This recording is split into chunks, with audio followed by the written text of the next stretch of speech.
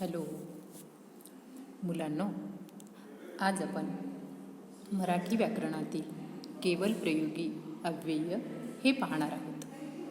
तुम्हाला माहिती आहे की शब्दाच्या 8 जाती आहेत. त्यापैकी केवल प्रयोगी अव्यय ही शब्दाच्या जातीमधली शेवटची किंवा 8व्या क्रमांकाची जात आहे. मराठी व्याकरणामध्ये शब्दांच्या जाती 8 आहेत. नाम, सर्वनाम, विशेषण, क्रियापद, क्रियाविशेषण अव्यय, शब्दयोगी अव्यय, उभयान्वयी अव्यय, केवल प्रयोगी अव्यय हे शब्दांच्या 7 जाती या अगोदर आपण सविस्तरपणे व्याख्या, उदाहरणे हे पाहिलेले आहेत. तर आज आपण त्याचप्रमाणे केवल प्रयोगी अव्ययाची व्याख्या पाहणार आहोत. केवल प्रयोगी अव्यय म्हणजे काय, त्याचे प्रकार किती व कोणते हे सुद्धा पाहणार आहोत. केवल प्रयोगी अव्यय आपल्या मनातील भावना दाटून आल्यावर तोंडावाटे जे उद्गार बाहेर पडतात त्यांना उद्गारवाची शब्द किंवा केवल प्रयोगी अव्यय असे म्हणतात.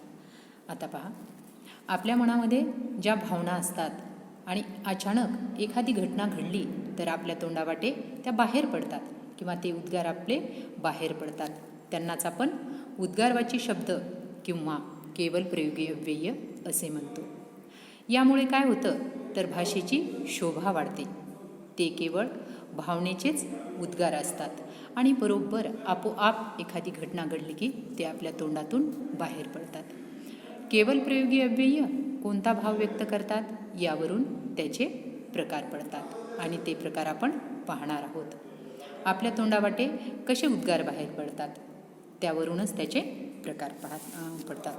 आता पहा, आनंद, आश्चर्य, दुःख, तिरस्कार इत्यादी ज्या भावना आहेत त्या अचानकपणे आपल्या उद्गारातून व्यक्त करणाऱ्या अविकारी शब्दाला केवल प्रयोगी अव्यय असे म्हणतात.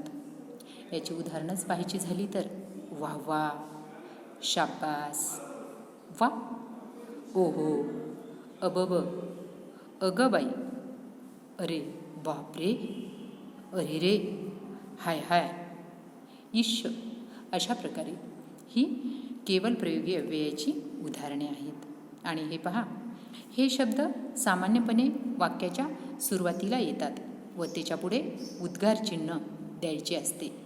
इथे दिलेले वाक्याच्या शेवटी उद्गारवाचक चिन्ह, ज्याला आपण इंग्लिशमध्ये एक्सक्लेमेटरी मार्क्स असे म्हणतो, ते आलेले असते.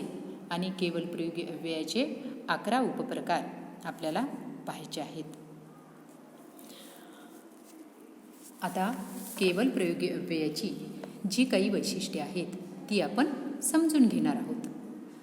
केवल प्रयोगी अव्यय मनातील भावनांचे अकस्मात बाहेर पडलेले उद्गार असतात. पहा, ही अव्यये कशी असतात तर आपल्या मनातून ज्या भावना बाहेर पडतात ते म्हणजे केवल प्रयोगी अव्यय. केवल प्रयोगी अव्यय अविकारी असून त्यांना कधीच कोणतेच प्रत्यय जोडता येत नाहीत. आता केवल प्रयोगी अव्ययामध्ये कुठल्याही प्रकारचा बदल होत नाही म्हणून ते अविकारी आहेत. विकारी कोणते? नाम, सर्वनाम, विशेषण, क्रियापद. पण अविकारी म्हटलं की क्रियाविशेषण अव्यय, शब्दयोगी अव्यय, उभयान्वयी अव्यय, केवल प्रयोगी अव्यय. मग केवल प्रयोगी अव्ययात अविकारी असून त्यांचा कधीच कोणतेच प्रत्यय त्याला जोडले जात नाही. त्याचा आपण भाषेत वापर करताना जशाच तसा करत असतो. केवल प्रयोगी अव्यय संपूर्ण वाक्याचा भाव दर्शवतात. आता जी केवल प्रयोगी अव्यय आहे ती पूर्ण जे वाक्य आहे ते आपल्याला लक्षात येतं की हे केवल प्रयोगी अव्ययाचंच उदाहरण आहे. यानंतर केवल प्रयोगी अव्ययाच्या वाक्याशी काही संबंध नसतो.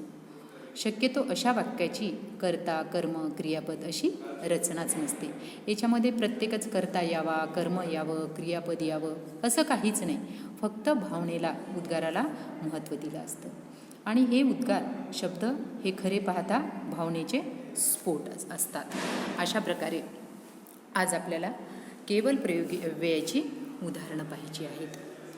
केवळ प्रयोगी अव्ययाची उदाहरणाबरोबरच प्रकार पाहायचे आहेत. याच्यामध्ये हर्षदर्शक, शोकदर्शक, आश्चर्यदर्शक, प्रशंसादर्शक, संमतीदर्शक, विरोधदर्शक, तिरस्कारदर्शक, संबोधनदर्शक, मौनदर्शक आणि व्यर्थ उद्गारवाची अव्यय अशी केवळ प्रयोगी अव्ययाची प्रकार आहेत. त्यापैकी केवळ प्रयोगी अव्ययाचा पहिला प्रकार म्हणजे हर्षदर्शक. हर्ष होणे म्हणजे काय?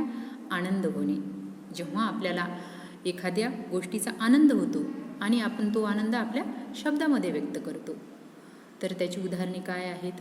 आहा हा, आहा, आहा, व, वा वा, ओ इत्यादी. आणि उदाहरण द्यायचं झालं तर आपण कसं देऊ? मग वा, काय खेळला तो, वा, किती छान खेळला, आहा हा, मला खूप आवडलं. अशा प्रकारे आनंद झाल्याबरोबर आपल्या तोंडातून ह्या भावना बाहेर पडतात. म्हणूनच याला हर्षदर्शक केवळ प्रयोगी अव्यय असे म्हणतात. दुसरा प्रकार आहे शोकदर्शक. शोकदर्शक म्हणजे आपल्याला एखादी घटना ऐकून किंवा पाहून दुःख होतं, वाईट वाटतं. शोक म्हणजे दुःख होणे किंवा वाईट वाटणे.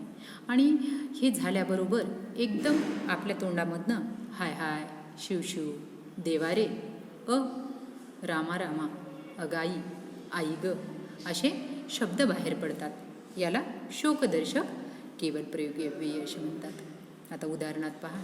अरे रे, खूप वाईट झाले. अरे रे नंतर तुम्हाला उद्गारवाचक चिन्ह दिसेल. आणि एखादी घटना खूप वाईट झाली तर आपण म्हणतो अरे रे, खूप वाईट झाले.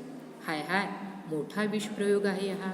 विषप्रयोग एखाद्या वेळी कोणाला विषबाधा झालेली असेल, त्याच्यामध्ये जास्त लोक विष त्यांनी प्राशन केलं असेल किंवा घटनेने घडली असेल, तर त्या प्रकारे आपण असं म्हणतो.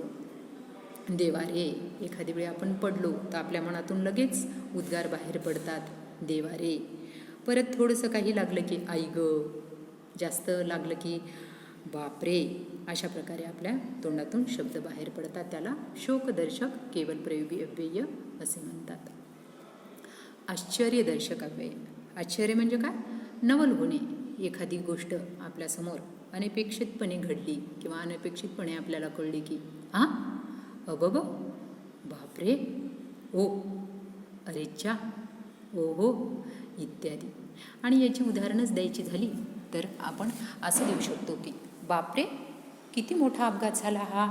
बापरेनंतर उद्गारवाचक चिन्ह दिसतं. त्यानंतर आहे अबब, किती उंच इमारत ही. अबबनंतर आपल्याला उद्गारवाचक चिन्ह दिसतं. आणि कधीकधी एखादा मोठा साप दिसला तर आपण काय म्हणतो? बापरे, केवढा मोठा साप. अशा प्रकारे आपल्याला ते नवल वाटतं आणि आपल्या तोंडातून उद्गार बाहेर पडतात. त्याचप्रमाणे केवळ प्रयोगी अव्ययाचा चौथा प्रकार आहे संमतीदर्शक अव्यय. संमती म्हणजे काय? होकार देणे. ठीक, जी हां, जी, अच्छा, बरं आहे.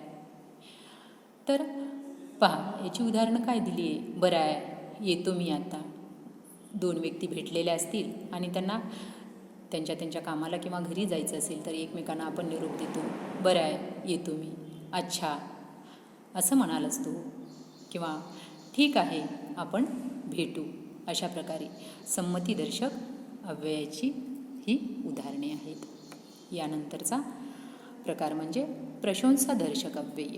प्रशंसा म्हणजे एखाद्याने चांगली गोष्ट केली, त्याला यश मिळाले तर आपण त्याची प्रशंसा करतो. प्रशंसा याने स्तुती करतो. छान, वाह वाह, भले, शाब्बास, छान, ठीक, फक्कड इत्यादी. शाब्बास, असाच यशस्वी हो. वाह वाह, किती छान काम केलेस. छान, तुझं अक्षर सुंदर आहे. अशा प्रकारे आपण त्याच्या कामाची त्याला पावती देत असतो, त्याची स्तुती करत असतो. म्हणून त्याला प्रशंसादर्शक अव्यय असं म्हणायचं. विरोधदर्शक अव्यय. एखादी वेळी आपल्या मनाच्या विरुद्ध एखादी घटना घडते किंवा एखादी गोष्ट आपल्याला पटतच नाही, तेव्हा आपण तिथे विरोध दर्शवतो, नकार दर्शवतो. छे छे, छट, हट, अह, छे, उहूच अशा प्रकारे जे आपण शब्दातून व्यक्त करतो. उदाहरण, छे छे, मी हे करणार नाही. एखादी गोष्ट आपल्याला जमतच नसेल तर आपण पटकन सांगतो, नको बाबा, छे छे, मला खोटं बोलणं जमणारच नाही, किंवा एखादं काम मला जमणारच नाही. दुसरं वाक्य पहा, हट, एक शब्द बोलू नकोस. एखाद्या विषयी मनात राग असेल तर आपण लगेच व्यक्त करतो, हट, आता तू माझ्याशी एक शब्दसुद्धा बोलू नकोस. अशा प्रकारे हे विरोधदर्शक केवल प्रयोगी अव्ययी. तिरस्कारदर्शक. तिरस्कारदर्शकमध्ये म्हणजे हेट, थू, शी, इश्य, हुड, फूस, हत, छी, धिक इत्यादी. उदाहरण झालं तर, शी, काय हे तुझे कपडे. आता बऱ्याच वेळा आपल्याला कुठली गोष्ट आवडत नसेल तर आपण म्हणतो, इश, मला नाही आवडले हे. दुसरी गोष्ट, छी, काय हे अक्षर काढलंस. अशा प्रकारे आपण तिरस्कार नोंदवत असतो. मौनदर्शक. मौनदर्शक म्हणजे चूप बसणे, गप्प बसणे. मौन, मौन म्हणजे तुम्हाला माहिती आहे, मौन पाळणे, मौन धरणे म्हणजे न बोलणे, गप्प बसणे. हा सुद्धा केवल प्रयोगी अव्ययाचा प्रकार आहे. इथे मग काय, त्याची उदाहरणे आपल्याला देता येतील. चूप, चुपचाप, गप, गुपचूप इत्यादी. उदाहरण, चूप, आवाज करू नकोस. एखाद्या वेळी आपल्याला शांतता हवी असेल तर आपण सांगतो, चूप बस, आवाज करू नको. आणि कुठे जायचं असेल, कोणाला त्या गोष्टीचा पत्ता लागू द्यायचा नसेल तर आपण काय म्हणतो, गुपचूप, एकदम हळू चल बरं. म्हणजे की कोणाच्या लक्षात येणार नाही, आपल्या पावलांचा आवाज होणार नाही. अशा प्रकारे हे मौनदर्शक अव्ययी आहे. यानंतरचा प्रकार जो आहे तो म्हणजे संबोधनदर्शक अव्यय. संबोधन म्हणजे अरे, अहो, अगं, ये. ही उदाहरणं तुमच्या लक्षात आली का? जेव्हा आपण कोणाला बोलवायचं असेल, आवाज द्यायचा असेल तर या शब्दांचा वापर करतो. एखादी वेळी घरात आपली आई आपल्या बाबांना म्हणते, अहो, जरा इकडे या, तुमच्याशी थोडं काम आहे. आपण आपल्या मित्राला सुद्धा असं म्हणतो की, अरे, इकडे ये बरं तू. मुली एकमेकींशी म्हणतात, अगं, तसं नाही. अशा प्रकारे मग जर आपल्याला कोणाला संबोधून बोलायचं असेल तर आपण ह्या शब्दांचा वापर करतो. हीच संबोधनदर्शक केवल प्रयोगी अव्ययाची उदाहरणं आहेत. 10वा प्रकार आहे तो म्हणजे व्यर्थ उद्गारवाचक केवल प्रयोगी अव्यय. व्यर्थ उद्गारवाचक अव्यय म्हणजे ही काय, ज्या उद्गाराची अव्यय कोणताही भाव व्यक्त करत नाहीत, तसेच त्याच्या वापराने वाक्याच्या अर्थावर कोणताही परिणाम होत नाही, अशा शब्दांना व्यर्थ उद्गारवाची अव्यय म्हणतात. पहा, या वाक्यामुळे कुठल्याही प्रकारचा भाव व्यक्त होत नाही, पण ही व्यर्थ याच्यामध्ये येतात. मी बापडा काय बोलणार, वेडाच आहे बघ हा, त्याची म्हणणी चांगलीच फजिती झाली, काय चाललंय मग. हे प्रत्येक वेळी शेवटी उद्गारवाचक चिन्ह येतं आणि ही व्यर्थ उद्गारवाचक केवल प्रयोगी अव्ययाची उदाहरणं आहेत. आणि शेवटचा प्रकार म्हणजे पालुपदे. पालुपदेमध्ये बरं का, आत्ता, जळलं, जळलं मेलं, आणखीन इत्यादी उदाहरणे. त्याचं उदाहरणच घ्यायचं झालं तर जळलं मेलं याला पण आताच यायचं होतं. म्हणजे एक प्रकारचे आपण ते की नको असती गोष्ट, त्याच्याशी आपल्याला काही घेणं देणं नसतं. की एखादी गोष्ट आपल्याला आवडत नाही तर किंवा एखादी व्यक्ती आवडत नाही आणि आपण जर आपल्या मित्राशी मैत्रिणीशी बोलत असेल, ते टपकलं तर आपण म्हणतो, अरे, जळलं मेलं याला काय आत्ताच यायचं होतं. अशा प्रकारे ही जी उदाहरणं आहेत ती आहेत पालुपद उदाहरणं. आणि हेच मग आपण बोलताना कधी कधी याच्यातून आपल्याला लकप किंवा उगीचच पुन्हा आलेल्या शब्दांना आपण पालुपदे असं म्हणतो. हीच उदाहरणं आपल्याला आता पाहायची आहेत. तर याची परीक्षेच्या दृष्टीने आपल्याला कशा प्रकारे उदाहरणं येतात किंवा प्रश्न येतात ते आपण थोडक्यात पाहूया. प्रश्न असा येतो की उद्गारवाचक अव्यय ओळखा. त्याच्याखाली त्याचे पर्याय दिलेले असतात. नंबर 1 शिवशिव, 2 परंतु, 3 शिवाय, 4 च्यापेक्षा. तर याच्यामध्ये निश्चितच कुठलं आहे उत्तर? शिवशिव.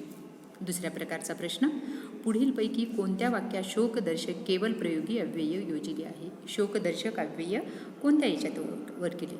नंबर 1, बापरे किती मोठा हा साप, अरे रे फार वाईट झाले, पण मन बेटे स्वस्त राहीना, अबब किती उंच मनोरा.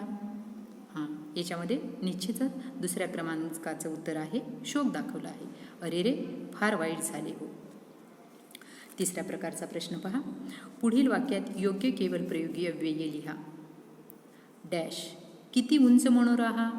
नंबर 1, अबब. 2, अरे रे. 3, अयाई. 4, इश्य. अशा प्रकारे. तर आपण काय म्हणतो? अबब किती उंच मनोरा हा.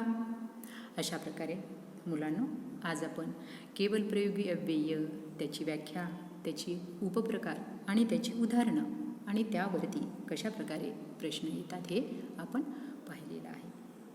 धन्यवाद.